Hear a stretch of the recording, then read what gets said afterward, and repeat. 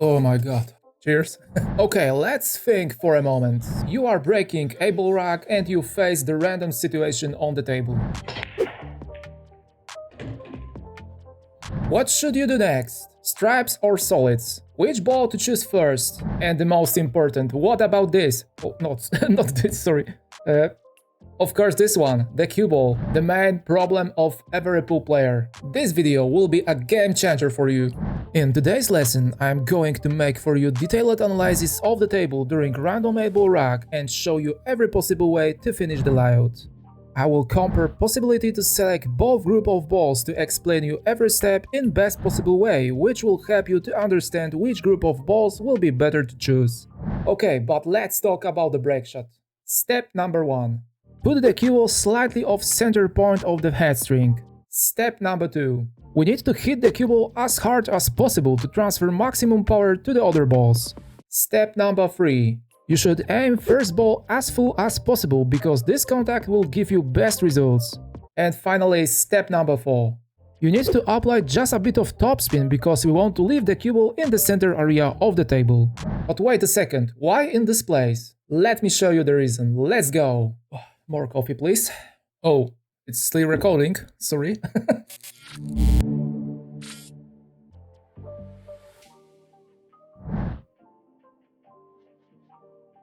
As you can see, I made 2 balls on the break and I left the cue ball in the center area of the table, but maybe a bit too close to the rail. But will this be a problem for us? Why position of this ball after the break is so important?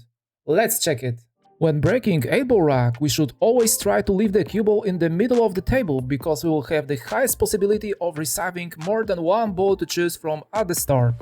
As you can see, if we put the cue ball in every part of this area, then we will have several balls to choose from. Situation changes when we move the cue ball close to the rails. If we move the cue ball close to the top short rail, then we can see that we have only one clear ball to play, which is ball number 6. Situation is different if we move the cue ball to the other side of the table, because then we can see that fortunately 2 balls are located close to the rail, and this gives us options to choose from. However, this is a random situation and in other one we may not have any ball to pot. In the current situation, the cue ball is located close to the right middle pocket, and this is actually best from worst places on the table. As you can see, from this place we still have several balls to choose from. And we can start using both group of balls. But which group of balls we should to choose? This is not clear because we need in first step to analyze situation with both groups and find all problems like blocked balls. In the current layout on the table, I can't see any bigger problems. In the first step, we can see that a ball is in open position and we can play this ball almost to every pocket, and this is good information for us. I can see only one possible problem on the table in a situation where we would choose stripe balls because ball number 9 is not possible to pot into the bottom right corner pocket because it is blocked by ball number 4. So in this case, the best option will be to pot it into the left corner pocket, which results in more precise cue ball positioning. But don't worry, I will show you how to finish both group of balls to help you understand each step. If we choose solid balls, then in my opinion we should start with ball number 5. We can also choose ball number 3 or 7, but this approach will be too risky due to current position of the cue ball. Situation is different if we choose stripe balls because we have one simple shot on ball number 13 to the left middle pocket. Additionally, if we pot this ball, then we will have automatic position for ball number 11. So let's start with stripe balls, and after ball number 13 we should leave some angle on ball number 11 because from this ball we can make good position for ball number 15.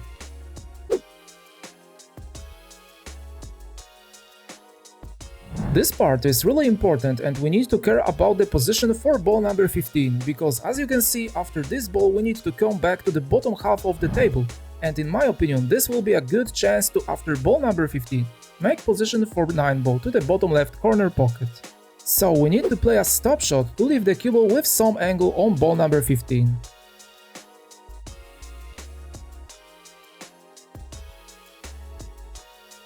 And now, as you can see, we have great chance to make position for ball number 9.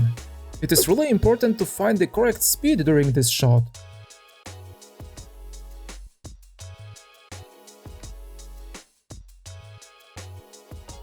I played a bit too hard, but I still have ball number 9 to play, and during this shot we will be forced to make position for ball number 12 in the center area of the table.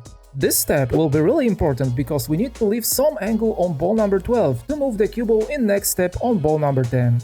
With the cue ball in this place, we will face very simple shot, and the only important thing we need to care about is to apply correct speed to leave some angle on ball number 10. We should hit the cue ball with low speed and apply just a bit of left-hand English to avoid making contact with the 8 ball. And as you can see, we have perfect angle on ball number 10, and from this place we have actually 3 possibilities of positioning for the 8 ball. In the first step we can apply low left spin and use 2 rails to make position for the 8 ball to the bottom left corner. In the second option we can also use only 1 rail and place the cue ball for the 8 ball to the bottom right corner.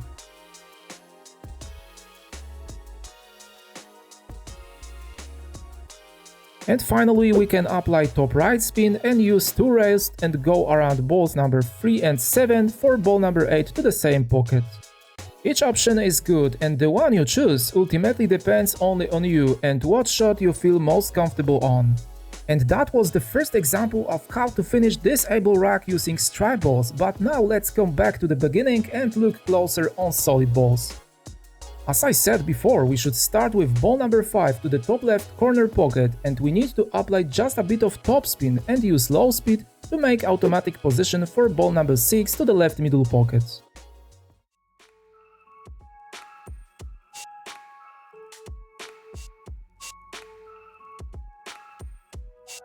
From this ball we can easily make position for ball number 1 to the top right corner pocket. In the next step we need to move the cue ball to the bottom half of the table, so we should leave some angle on ball number 1. The next step is really important because we should place the cue ball in the center area of the table, because this position will give us 3 possibilities of positioning for the next shot.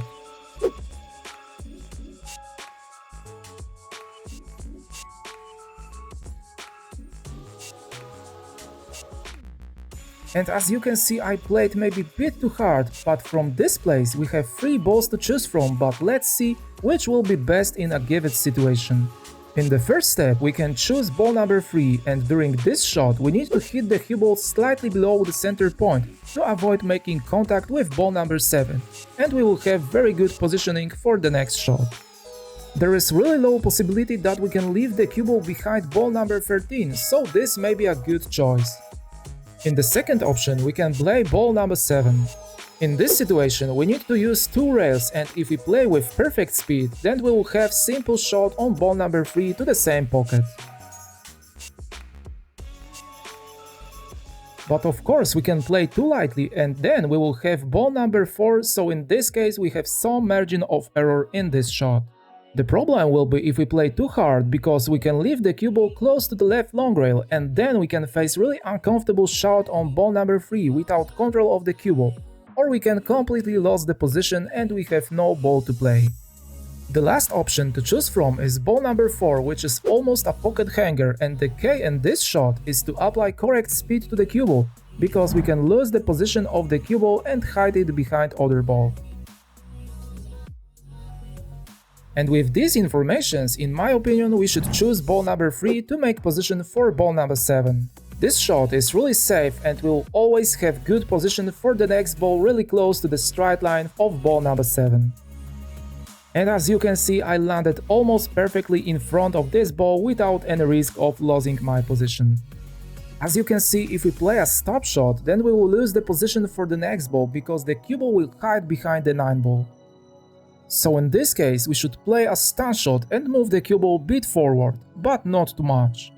We need to leave some angle on ball number 4 to make in next step position for the 8 ball, and if we move the cue ball a bit too far, then we can have straight position for ball number 4, or cue ball really close to the rail, which makes next shot uncomfortable. Stun shot require a good understanding of speed and speed, which we need to apply to achieve good positions. And as you can see, we have perfect angle on ball number 4, and we can additionally cheat a pocket a bit and play thinner to create better position for 8 ball to the bottom left corner pocket.